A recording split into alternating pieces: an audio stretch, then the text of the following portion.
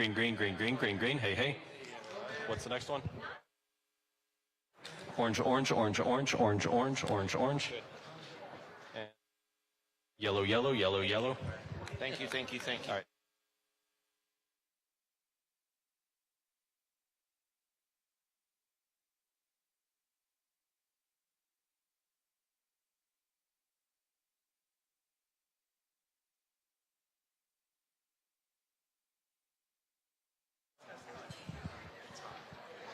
Ladies and gentlemen, if you are not a member of the White House Press Corps, please leave the seats.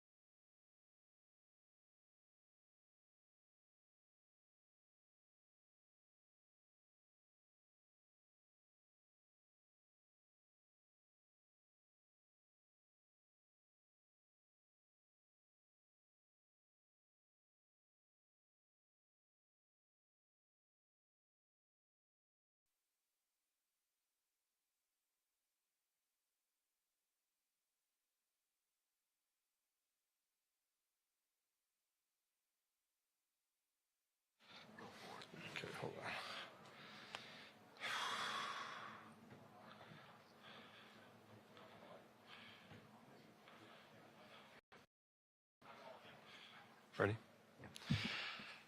Distinguished guests, the President of the United States.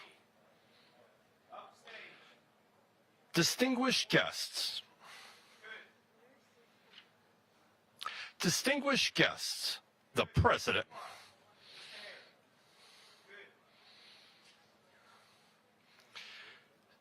Distinguished.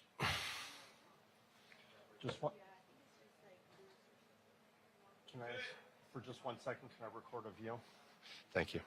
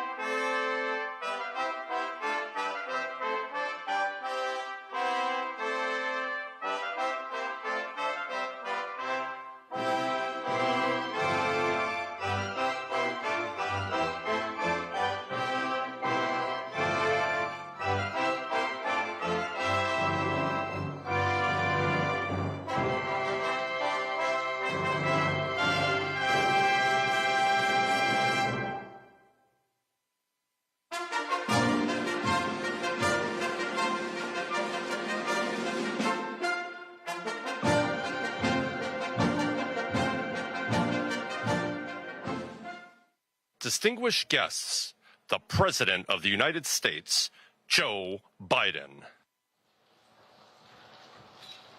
Hey, buddy.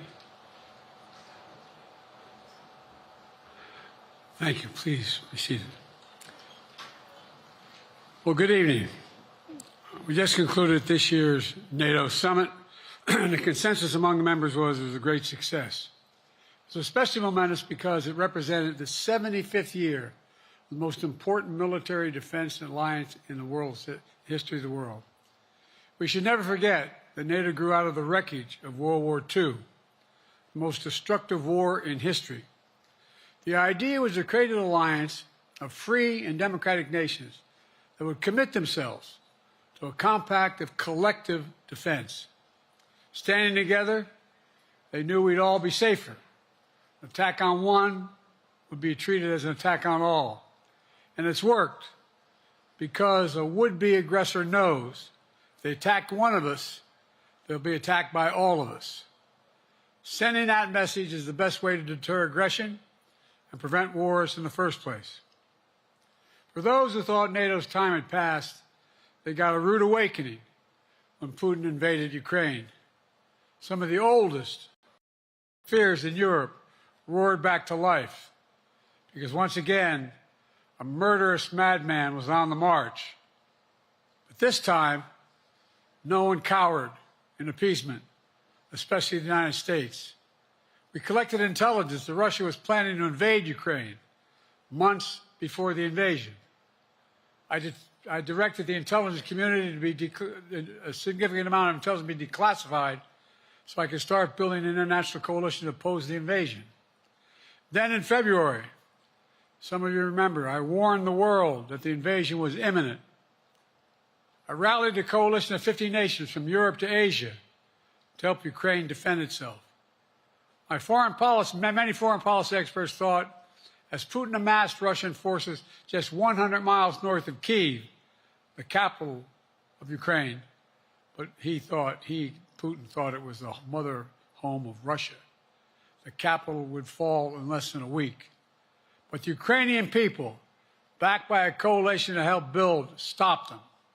Today, Kyiv still stands, and NATO stands stronger than it has ever been.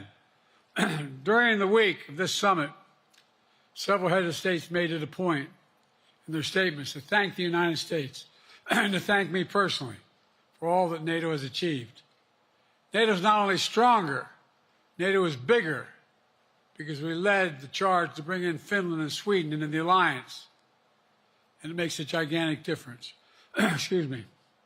Meanwhile, my predecessor has made it clear he has no commitment to NATO. He's made it clear that he would feel no obligation to honor Article 5. He's already told Putin, and I quote, "Do whatever the hell you want." In fact, the day after Putin invaded Ukraine, here's what he said. It was genius. It was wonderful. Some of you forgot that, but that's exactly what he said. But I made it clear a strong NATO is essential to American security. And I believe the obligation of Article 5 is sacred. And I would remind all Americans, Article 5 is invoked only once in NATO's long history, and that was to defend America after 9/11. I made it clear that I will not bow down to Putin. I will not walk away from Ukraine. I will keep NATO strong. That's exactly what we did, and exactly what we'll continue to do. Now, the future of American policy is up to the American people. This is much more than a political question. It's more than that. It's a national security issue. Don't reduce this to the usual testament that people talk about, issues of being a political campaign. It's far too important. It's about the world we live in for decades to come. Every American must ask herself or himself, is the world safer with NATO? Are you safer? Is your family safer? I believe the American people know. The answer to all those questions is yes.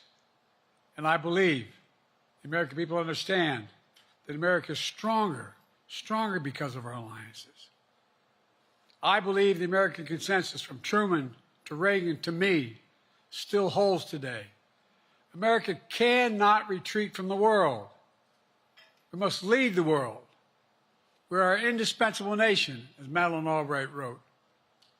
Now let me turn to three other key issues. Just this morning, we had a great economic report showing inflation is down. Overall prices fell last month. Core inflation is the lowest it's been in 3 years. Prices are falling for cars, appliances, and airfares. Grocery prices have fallen since the start of the year. We're going to keep working to take down corporate greed to bring those prices down further. Meanwhile, Trump's calling for a 10% tariff on everything Americans buy, including food from overseas, vegetables, and other necessities. And economists tell us that would cost the average American working family another $2,500 a year. It's a tax of $2,500 a year. Second, our efforts to secure the border, the southern border, is working. After Trump killed the bipartisan effort to secure the border, Republicans and Democrats had worked on, because he thought it would benefit me and make him a loser, Republicans walked away. So I took executive action last month.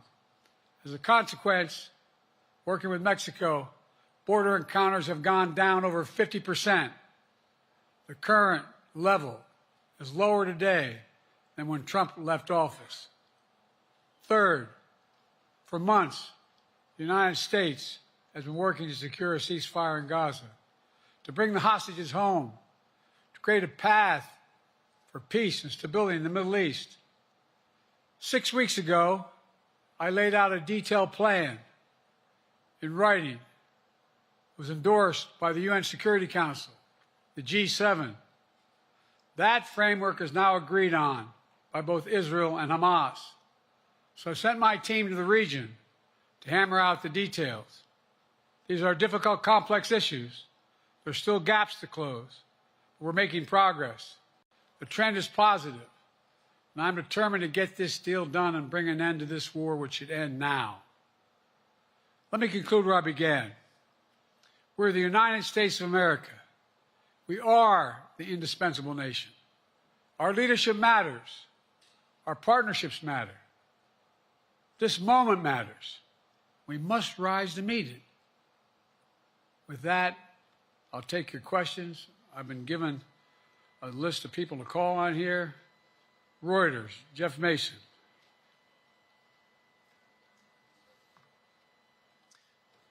Mr. President, your political future has hung over the NATO summit a little bit this week. Speaker Pelosi made a point of suggesting that your decision on whether to stay in the race was still open. George Clooney and a handful of lawmakers have called on you to step aside. Reuters is reporting tonight that UAW leadership is concerned about your ability to win. UAW just endorsed me, but go ahead. Thank you. My question for you is, how are you incorporating these developments into your decision to stay? And separately, what concerns do you have about Vice President Harris's ability to beat Donald Trump if she were at the top of the ticket? Look, I wouldn't have picked Vice President Trump to be vice president that I think she was not qualified to be president. So let's start there. Number one. The fact is that the consideration is that I think I'm the most qualified person to run for president. I beat him once, and I will beat him again. Secondly, the idea, I served in the Senate a long time. The idea that senators and congressmen running for office worry about the ticket is not unusual. And I might add, there are at least 5 presidents running or incumbent presidents who had lower numbers than I have now, later in the campaign. So there's a long way to go in this campaign. And so I'm just going to keep moving. And because, look, I got more work to do. We've got more work to finish. There's so much, we've made so much progress. Think about it. Think about where we are economically relative to the rest of the world. Name me a world leader who wouldn't want to trade places with our economy. We've created over 800,000 manufacturing jobs, 1.5 million. So things are moving. We got more to go. Working class people still need help. Corporate greed is still at large. Their prices, the corporate profits have doubled since the pandemic. They're coming down, and so I'm optimistic about where things are going. Danny Kemp, AFP. Thanks. Thank you, Mr. President. I wanted to ask you about your, you mixed up Presidents Zelensky and Putin earlier today. And you now have sort of your key allies, including the British Prime Minister, the President of France, the German Chancellor having to step in and make excuses for you on that. Officials here are saying off the record that your decline has become noticeable. Hasn't this now, frankly, become damaging for America's standing in the world? Thank you. Did you see any damage to our standing in my leading this conference? Have you seen a more successful conference? What do you think? And the Putin piece, I was talking about Putin, and I said, and now, at the very end, I said, here, I mean, Putin. I said, no, I'm sorry, Zelensky. And then I added 5 other names. Look, guys, the idea anybody suggests that we haven't had an incredibly successful conference. How many times did you hear in that conference, I know it sounds too self-serving, but other leaders, heads of state, in thanking me, saying the reason we're together is because of Biden, because Biden did the following. Look, folks, this is, well, anyway, I thought it was the most successful conference I've attended in a long time, and find me a world leader who didn't think it was. Next one, Nancy Cordes, CBS. Thank you, Mr. President. You mentioned other instances in history where presidents have faced a challenge, but what makes this moment in history so unique is that it is not your enemies who are calling on you to stay in the race. It's your friends, supporters, people who think you've done a great job over the past 4 years. Have you spent time thinking about what it would mean for your legacy, which you've worked decades to build, if you stay in the race, despite the concerns that voters say they have, and you lose to someone who you yourself have argued is unfit to return to the Oval Office? Well, look, I'm not in this for my legacy. I'm in this to complete the job I started. As you recall, understandably, many of you and many economists thought my initial initiatives that I put forward, can't do that, it's going to cause inflation, things are going to skyrocket, the debt's going to go up. What are you hearing now from mainstream economists? 16 economic Nobel laureates said I've done a hell of a job. That under my plans so far and what's going to happen in the future if I'm reelected, that things are going to get much better. Our economy is growing. I was determined when I got elected to stop the trickle-down economic theory, that if the wealthy did very well, everybody else would do well. My dad was a well-read, decent guy. I don't remember much trickling down on his kitchen table. Middle-class people and working-class people need help. And so what happened is I decided to was able to implement as president what I believed when I was a senator. And that is that the way to build this economy is from the middle out and the bottom up. That way we grow the economy. And the wealthy still do very well. They do fine. And guess what? Find me an economist, a mainstream economist, who said we haven't done well. What have we not done that isn't working right now? And so we got more to do, though. We got to finish the job. And by the way, I come from the corporate state of the world. Delaware has more corporations registered in Delaware than every other state in the nation combined. I'm not anti-corporate, but corporate profits have doubled since the pandemic, doubled. It's time things get back in order a little bit. It's time, for example, if I'm reelected, we're going to make sure that rents are kept at 5% increase, corporate rents for apartments and the like and homes are limited to 5%. We're going to make a lot of changes that I've been talking about because we're going to continue to grow this economy. And by the way, remember how I got so roundly criticized for being so pro-union, not labor, union. Well, guess what? I've been the most pro-union labor president in history. Not a joke. And guess what? We had the Treasury Department do a study. When unions do better, everybody does better. Everybody does better. And we talk about how, for example, remember when we talked about getting the computer chip industry back in the United States? Used to be 40% of the industry. We invented the chip. 40% of the industry was in the United States.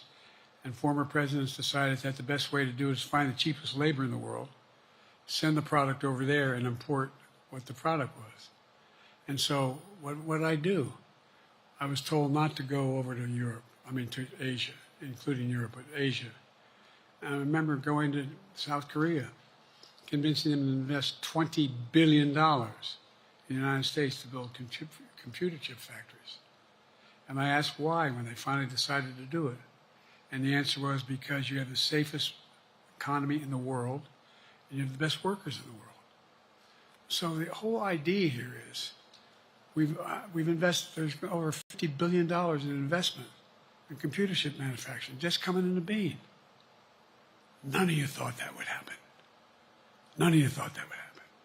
But it's happening. It's happening. And it's going to grow economies. All through, and by the way, red states and blue states. Matter of fact, there's as much in red states as in blue states. I've made no distinction. So my generic point is that the idea that we can't continue to build and grow the economy, make it fairer. Like I said, from my standpoint, when the middle class does well, that's when the whole economy grows. The poor have a shot, the wealthy do well. But the wealthy got to start paying their taxes. As a follow-up, sir, you mentioned that your Vice President Kamala Harris would be ready to serve on day one. Can you elaborate on that? What is it about her attributes and her accomplishments over the last 4 years that make her ready to serve on day one if necessary? First of all, the way she's handled the issue of freedom of women's bodies to have control over their bodies. Secondly, her ability to handle almost any issue on the board. This was a hell of a prosecutor. She was a first-rate person, and in the Senate she was really good. I wouldn't have picked her unless I thought she was qualified to be president. From the very beginning, I made no bones about that. She is qualified to be president. That's why I picked her. Felicia Schwartz, Financial Times. Thank you, Mr. President. Presidency is the most straining job in the world, and it's 24/7. How can you say you'll be up for that next year, in 2 years, in 4 years, given the limits you've acknowledged that you have today? The limits I've acknowledged I have? There's been reporting that you've acknowledged that you need to go to bed earlier and your evening around 8. That's not true. Look, what I said was, instead of my every day starting at 7 and going to bed at midnight, it'd be smarter for me to pace myself a little more. And I said, for example, the 8, 7, 6 stuff, instead of starting a fundraiser at 9 o'clock, start at 8 o'clock. People get to go home by 10 o'clock. That's what I'm talking about. I'm not talking about, and if you look at my schedule since I made that stupid mistake in the campaign, in the debate, I mean, my schedule has been full bore. I've done, where's Trump been? Riding around in his golf cart, filling out his scorecard before he hits the ball? I mean, look, he's done virtually nothing. And I have, I don't know how many, don't hold me to it, roughly 20 major events. Some with thousands of people showing up. And so I just think it's better. I always have an inclination, whether I was playing sports or doing politics, just to keep going, not stop. I just got to just pace myself a little more. Pace myself. And the next debate, I'm not going to be traveling into 15 time zones a week before. Anyway, that's what it was about. That's what it was about. And by the way, even with that, I love my staff, but they add things all the time, at the very end. I'm catching hell from my wife for that. Anyway. I'm sorry, Zeke Miller, Associated Press. Thank you, Mr. President. Two questions for you. First, on the NATO summit, President Zelensky, in your meeting with him, he pressed you to lift your limitations on the Ukrainians, saying that, in his public remarks afterwards, saying that Ukraine cannot win the war unless those limitations are lifted. Are you reconsidering your position on that? And then secondly, following up on Felicia's question there, leaders of your own party have said that they're not worried about that debate. They're worried about the next bad night and the bad night after that. How can you reassure the American people that you are up to the task and that there won't be more bad nights at a debate stage or somewhere else? First thing about Zelensky asking for the ability to strike deep into Russia. We've allowed Zelensky to use American weapons in the near term, in the near or abroad, into Russia. Whether or not he should be attacked. For example, should Zelensky, he's not. If he had the capacity to strike Moscow, strike the Kremlin, would that make sense? It wouldn't. The question is, what's the best use of the weaponry he has, the weaponry we're getting to him? I've gotten a more long-range capacity as well as defensive capacity. And so our military is where I'm following the advice of my commander-in-chief, the chief of staff of the military, as well as the Secretary of Defense and our intelligence people. And we're making a day-to-day basis on what they should and shouldn't go, how far they should go in. That's a logical thing to do. Second question related to Bad nights, sir. How can you reassure the American people that you won't have more bad nights, whether they be on a debate stage or it's a matter of foreign policy? Well, I tell you what, the best way to assure them is the way I assure myself. And that is, am I getting the job done? Can you name me somebody who's got more major piece of legislation passed in 3.5 years? I created 2,000 jobs just last week. So if I slow down, I can't get the job done. That's a sign that I shouldn't be doing it. But there's no indication of that yet. None. Who I got here?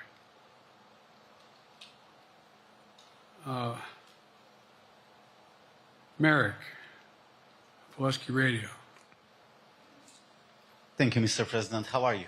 I'm well.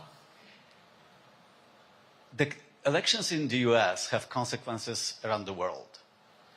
You have pretty high standing in Europe. I just asked President Macron about you, and he said we are happy to have him as the President of the United States. But there is a concern.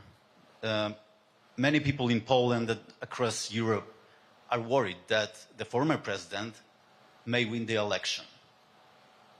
And there's a lot of concern that Donald Trump may weaken NATO, stop supporting Ukraine, or push Ukraine to give up territories to Russia. They're correct. And yourself was warning just 2 minutes ago about it. So my question is, do you think that Europe will be left on its own if Donald Trump wins the election? And what's your advice to European leaders to prepare for possible US disengagement? Well, look, I think, how can I say this without sounding too self-serving?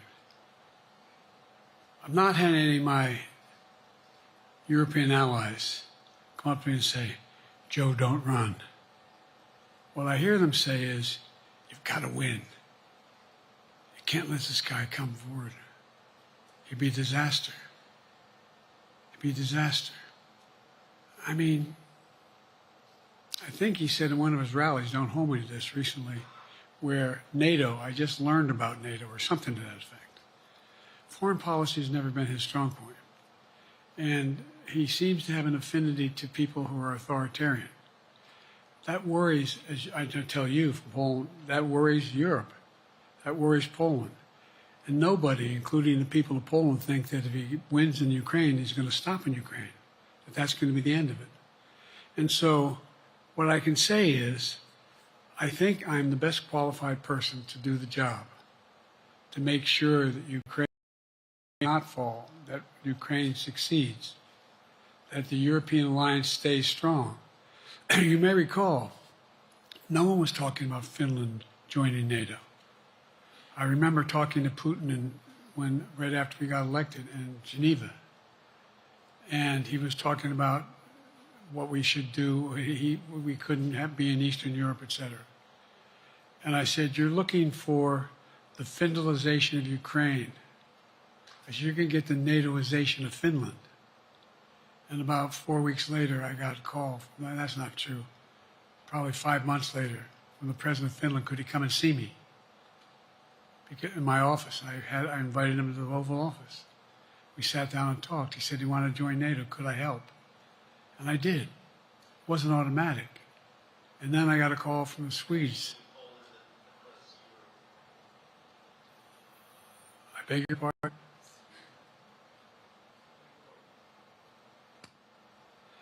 And so Finland joined NATO. 800-mile border is a significant. And they're already allies, but they weren't part of NATO. And you heard, I think you heard, maybe, I can't recall what he said in public in our closed meeting, but he wouldn't mind being repeated. He said, we decided in Finland, the people of Finland decided they had to be part of NATO. It was in our interest because of the joint ability to be together, to dissuade any attack on Finland. And the same thing with Sweden. It took a lot of selling to some folks, particularly in Turkey and other places, to agree to the expansion. But it expanded. And we're a hell of a lot stronger because of it. We're more secure because of it. And by the way, I was able to get 50 other nations, 50, to support Ukraine. 50. We were able to bring about a coalition of Europe and Asia, Japan and South Korea. I just we talked about AUKUS, and we talked about the relationship between Australia, New Zealand, Japan, South Korea, the United States. We're making the world safer and stronger because we have to deal with the new arrangement that exists in the world. The Cold War is over. The post-war era is over. What is going to replace it? And I respectfully suggest I have a pretty good idea what that should be. I've convinced a lot of people to follow it. And we're just going to get stronger. David Sanger. Where's it? Be nice, David. Mr. President, the NATO declaration that was issued yesterday was very notable because it described China as a decisive enabler of the war in Ukraine for its provision of critical goods to the Russians. That's part of a broader partnership that seems to have cemented in place in the past 2 or 3 years. I think one that you were a little bit doubtful of when we asked you about it some time ago. So I'd be interested to know whether you have a strategy now of trying to interrupt the partnership between China and Russia, and whether or not in a second term you would pursue that, if you could describe that strategy to us. And along the way, could you also tell us whether you think, just to follow up on Felicia's question, that if you were in a room with Vladimir Putin again, the way you were 3 years ago, or with President Xi, that a few years from now you will be able to go negotiate with them, handle them one-on-one? Well, the first part of the question is, we discussed and I raised in the NATO summit, and others raised, the future of China's involvement, what they're going to do, what they're doing with Russia in terms of accommodating, facilitating, they're getting access to additional. They're not supplying weapons themselves. They're supplying mechanisms for them to be able to get weapons. And China's position is basically, and I've spent more time with Xi Jinping than any world leader has, over 90 hours since being vice president all the way through, for real. And by the way, I handed all my notes. But my point is that Xi believes that China is a large enough market that they can entice any country, including European countries, to invest there in return for commitments from Europe to do A, B, C, or D, or not to do certain things. What's happened is we had a long discussion about what we have to make clear. China has to understand that if they are supplying Russia with information and capacity, along with working with North Korea and others to help Russia in armament, that they're not going to benefit economically as a consequence of that by getting the kind of investment they're looking for. And so, for example, we're in a situation where, and we've reestablished direct contact with China after that, remember the balloon, quote unquote, going down, and all of a sudden things came to an end? Well, we set up a new mechanism. There's a direct line between Xi and me, and our military has direct access to one another, and they contact one another when we have problems.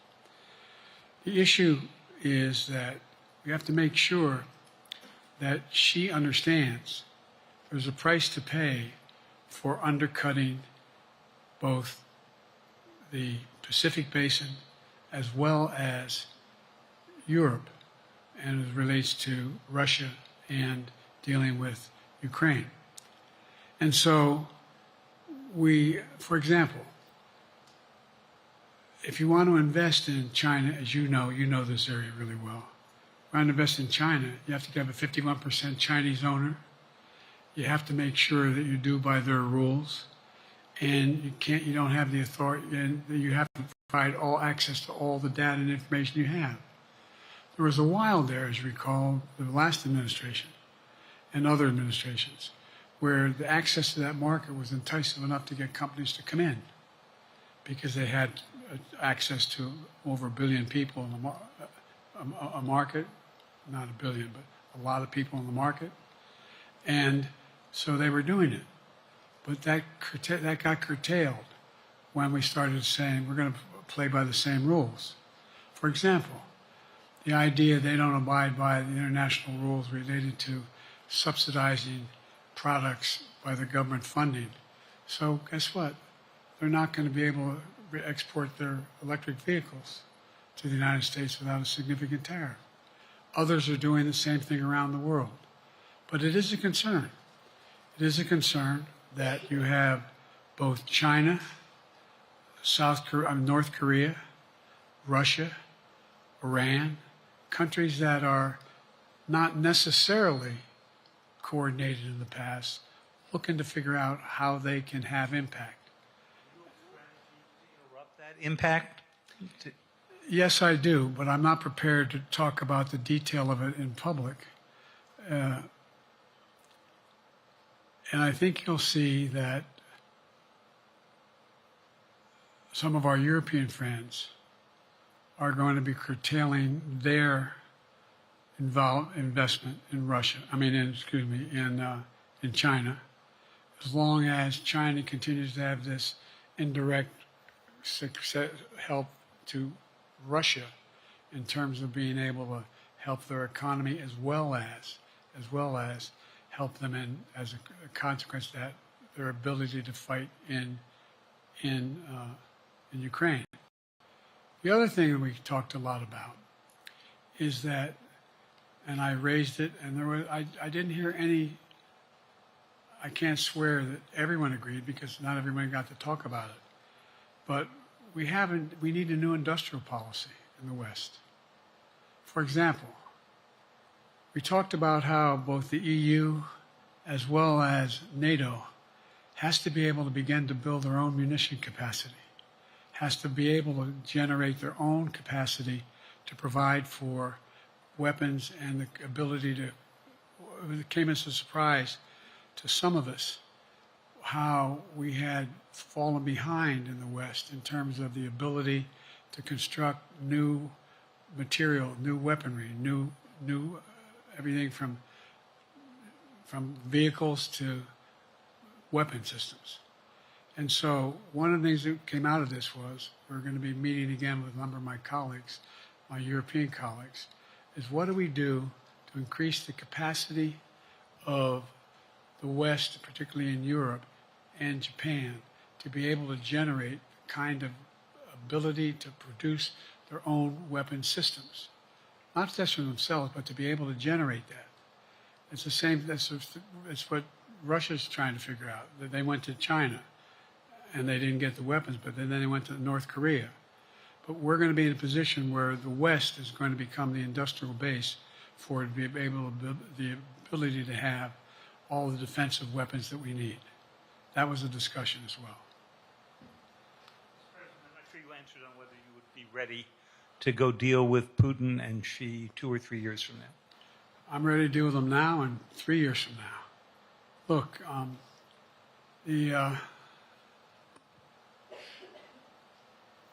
like I said, I'm dealing with Xi right now and direct contact with him.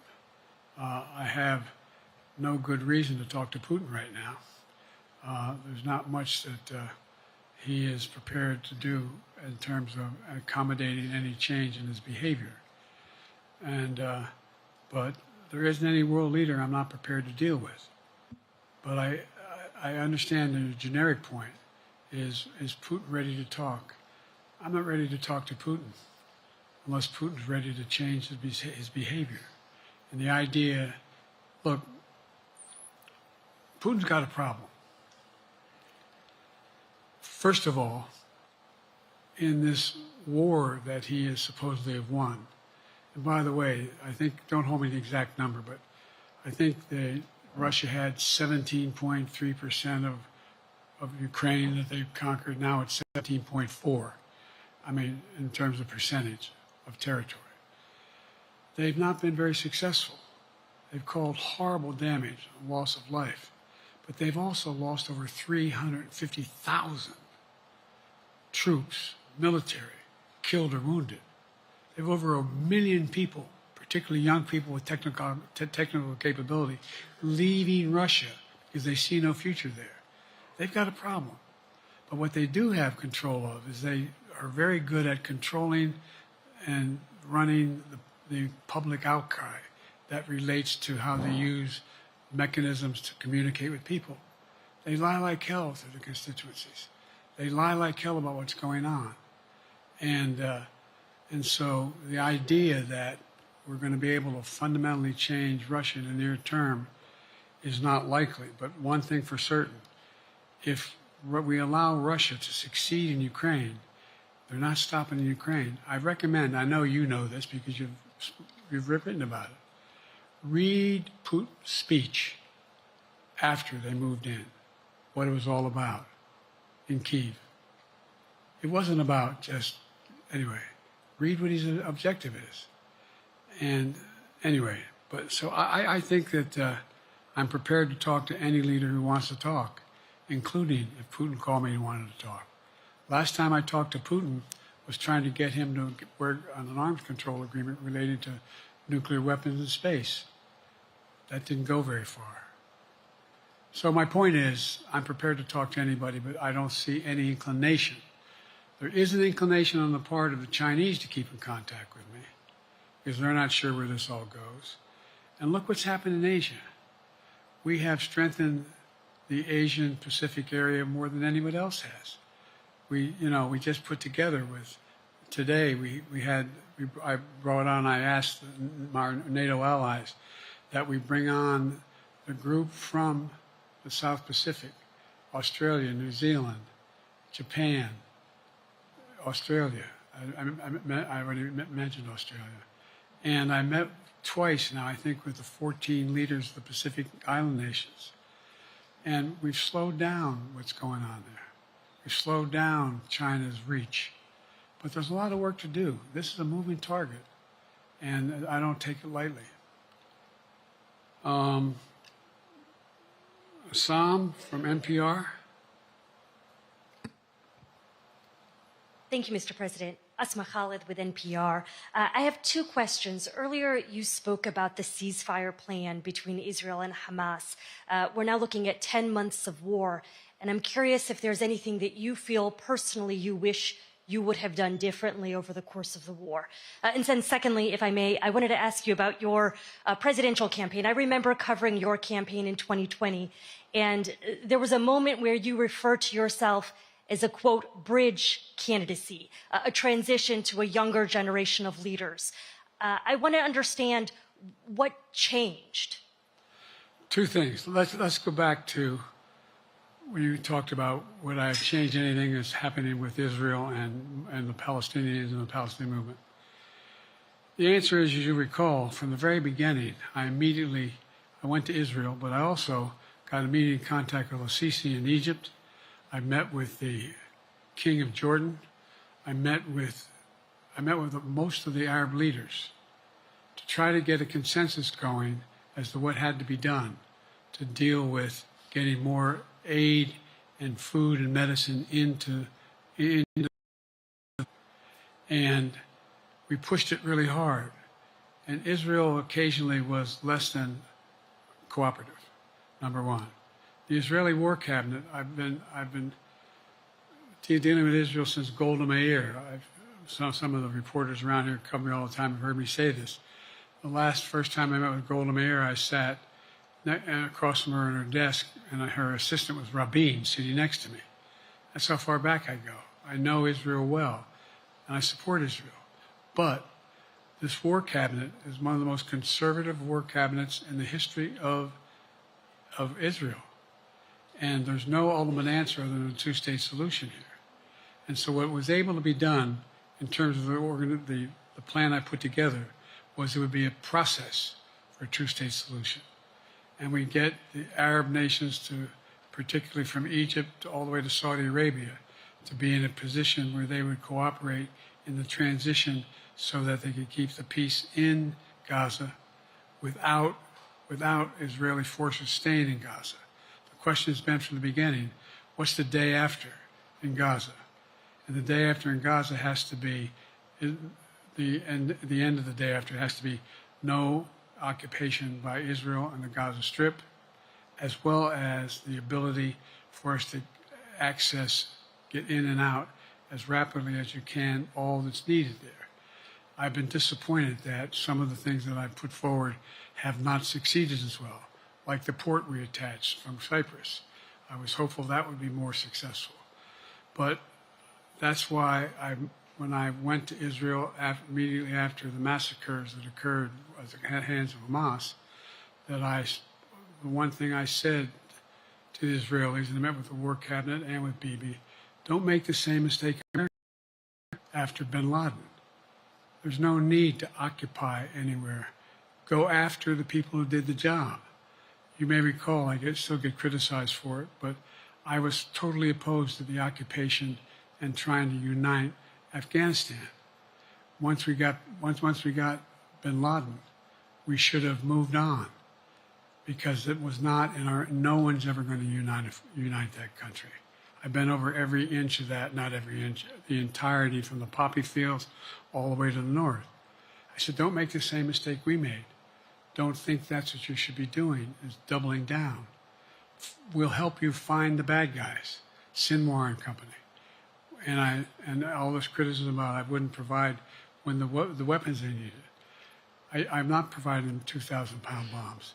They cannot be used in Gaza or any populated area without causing great human tragedy and damage. But remember what happened when you had the attack on Israel with rockets and ballistic missiles. I was able to unite the Arab nations as well as Europe, and nothing happened. Nothing got hurt. It sent an incredible lesson to what was going on from the Middle East. So there's a lot of things, in retrospect, I wish I had been able to convince the Israelis to do. But the bottom line is we have a chance now. It's time to end this war. Doesn't mean walk away from going after Sinwar and Hamas. And if you notice, you know better than most, there is a growing dissatisfaction on the West Bank from the Palestinians about Hamas. Hamas is not popular now. And so there's a lot of moving parts. I just have to keep moving to make sure that we get as much done as we can toward a ceasefire, and get those. And by the way, look at the numbers in Israel. I mean, my numbers are better in Israel than they are here. But then again, they're better than a lot of other people here too. But anyway. Bridge candidacy in 2020, you referred to yourself as being a bridge candidate for a younger, fresher generation of Democratic leaders, and I wanted to know what changed. What changed was the gravity of the situation I inherited in terms of the economy, our foreign policy, and domestic division. And I think, I won't put words in anybody's mouth, most presidential historians give me credit for having accomplished more than most any president since Johnson and maybe before that to get major pieces of legislation passed. And what I realized was my long time in the Senate had equipped me to have the wisdom to know how to deal with the Congress to get things done. We got more major legislation passed that no one thought would happen. And I want to finish it, to get that finished. If tomorrow, if we had a circumstance where there was a lineup and I hadn't inherited what I did and we just moved things along, anyway, it's going to change. Last question. Haley Bull, Scripps. Or no, Josh Weingrove, I'm sorry, was the next one. I'll do 2 more questions. Thank you, Mr. President. Many of your colleagues, Democrats on the Hill, are watching tonight as they say about your candidacy. I'm wondering how you're thinking of this right now. It seems like your answer is clear, but they're watching how things go tonight, tomorrow in Michigan, next week in Texas and Nevada. Are you thinking that way about how the next week or 2 goes would inform your... Am I using that way, you said? Are you thinking that way about how the next 2 weeks go? Will that affect your decision, or are you fully determined on running in November as the party's nominee? I'm determined on running, but I think it's important that I allay fears by let them see me out there. Let me see them out. You know, for the longest time it was, Biden's not prepared to sit with us unscripted. Biden's not prepared to, anyway.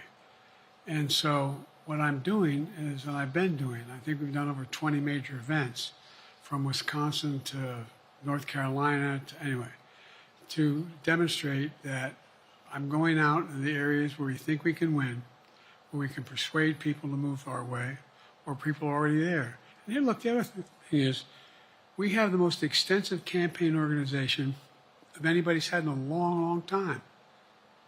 We have well over 1,000 volunteers knocking on doors, making phone calls, making tens of thousands of phone calls.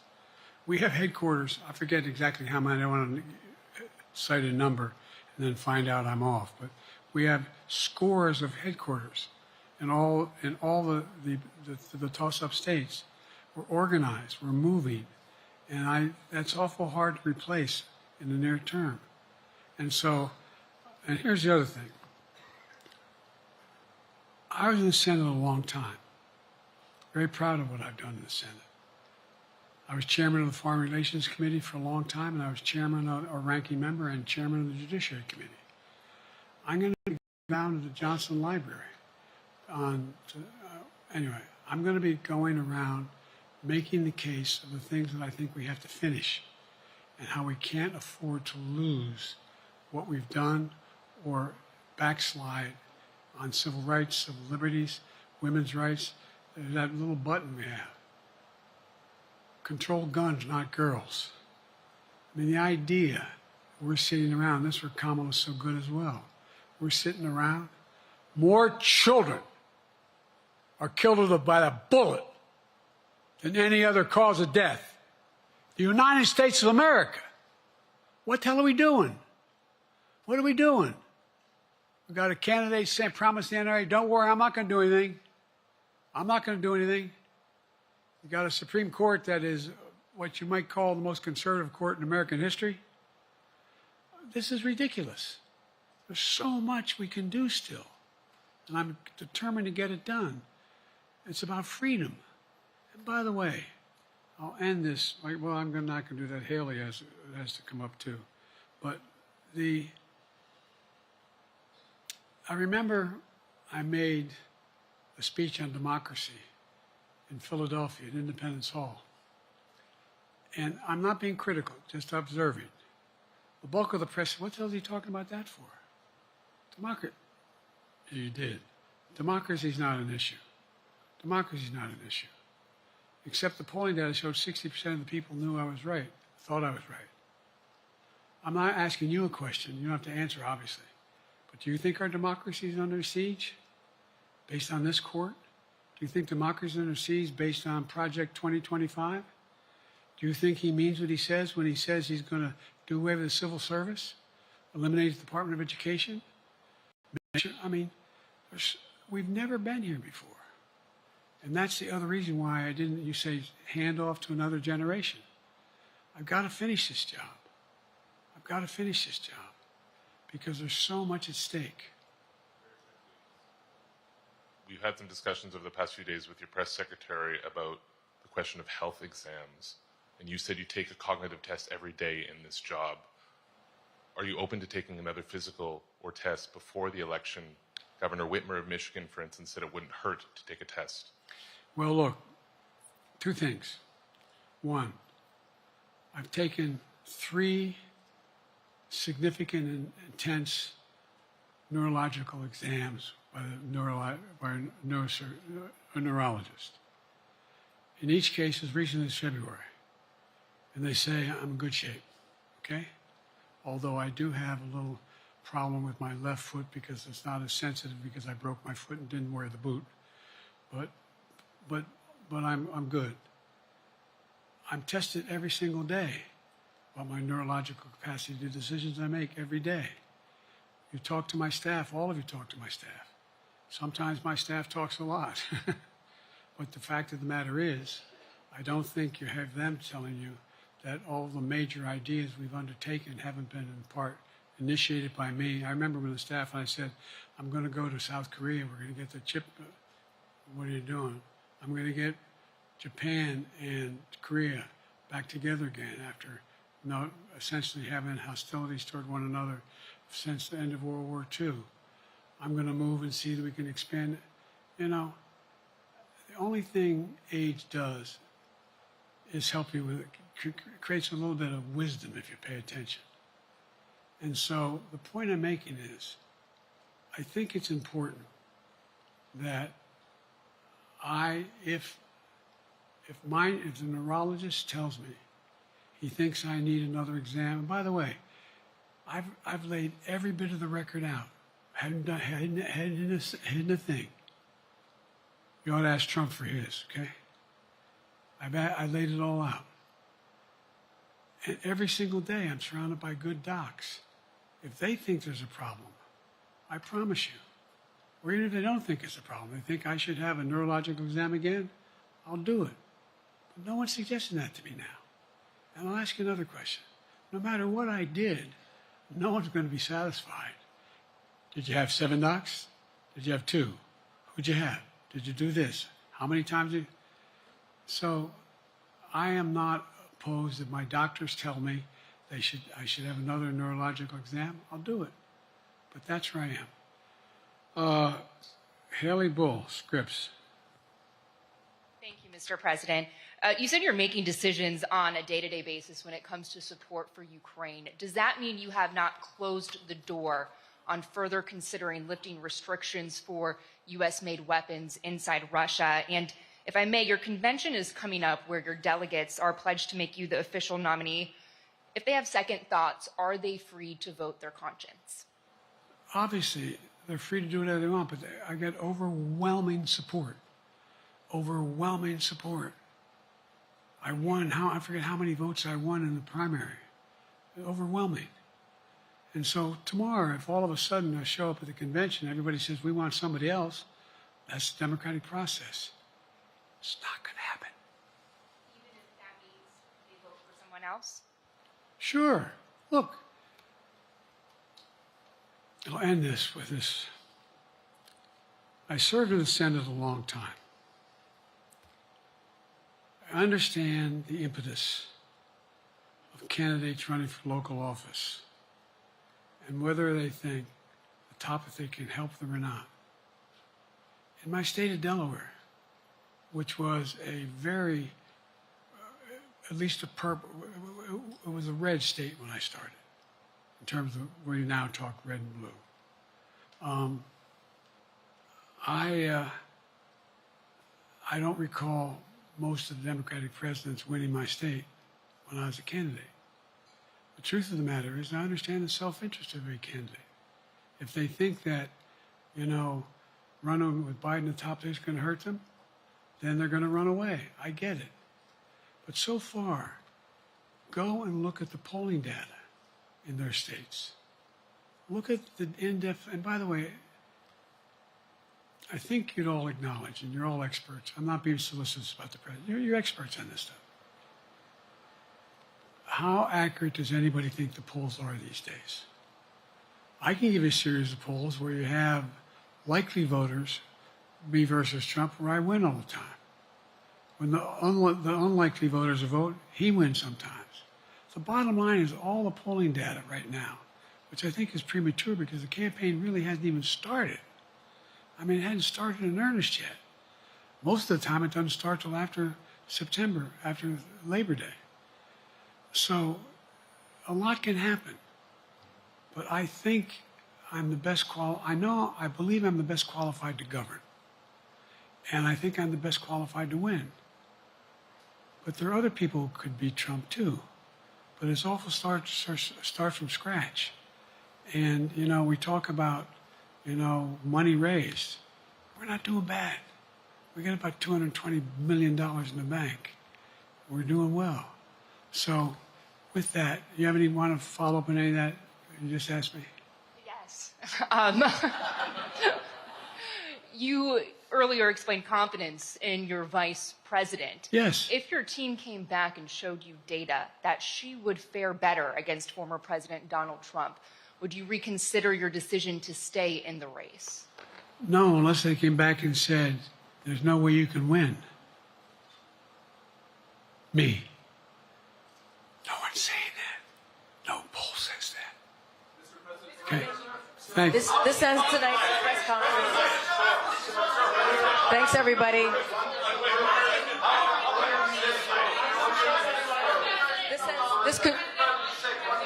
This concludes. Respectfully, earlier you misspoke in your opening answer. You referred to Vice President Harris as Vice President Trump. Right now, Donald Trump is using that to mock your age and your memory. How do you combat that criticism from tonight? Listen to him. This concludes tonight's press conference. Thank you, everybody.